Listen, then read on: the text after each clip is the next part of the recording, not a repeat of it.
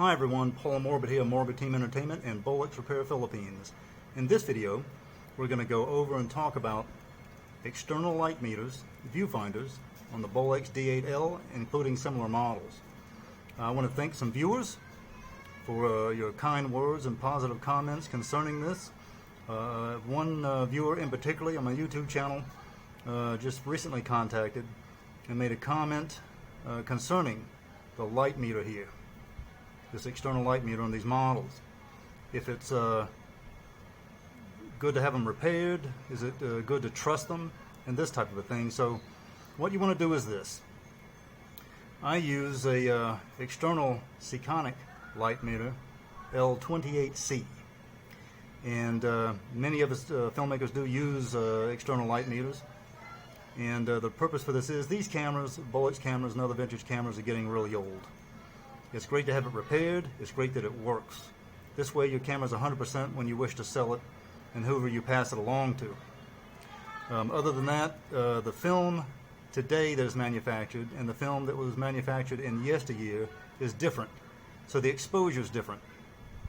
And we'll go over that again in a little bit as well. So you really want to, it's not worth trusting this one unless you really want to. It's better to have the proper exposure as much as you want to. Alright? So let's look at some other points of these viewfinder light meters. This is the Seconic light meter L28C that I use. It's an external light meter. It takes no batteries. As long as you know how to operate it, you take it right out of the package. And you can use your high slide in the daylight. Slide it right in the back of here, in this area, and get your correct exposure. L28C. Now right here, the D8L and similar models would also have a little labeling system for the proper exposure for your setting for your camera. Also, you have to use the tape measure to measure out the footage and set that onto the lens that you're using. But again, the film used in yesteryear is different from the film manufactured today, so you do not need to go by that. My D8L did not come with one because that's just the way it came in. It's just been missing, so no loss there potentially. If I get one and put it on, it's just for the cosmetics of the camera.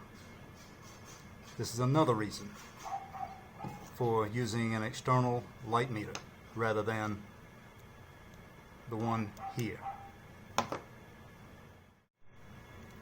The next question that was asked was, is it really necessary to use this external hand grip right here when traveling? Because the viewer said they like to travel light. Well, so do I. I film in the Philippines. When you're filming in third world countries, sometimes you're going to get a shot when you're commuting. You've got to have on film.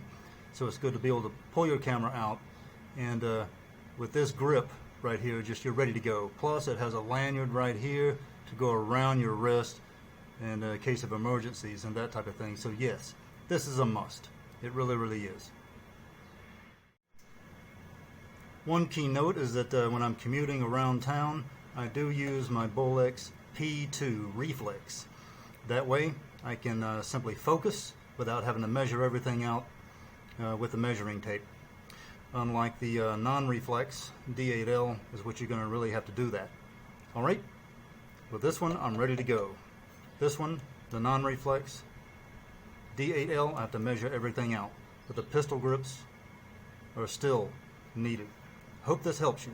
Paul Morbid of Morbid Team Entertainment. Do subscribe to our YouTube channel, like and share our videos. Do join the Barter, Buy and Sell Morbid Team Entertainment group and put a like on the Morbid Team Entertainment page. Thanks a lot, and bye-bye.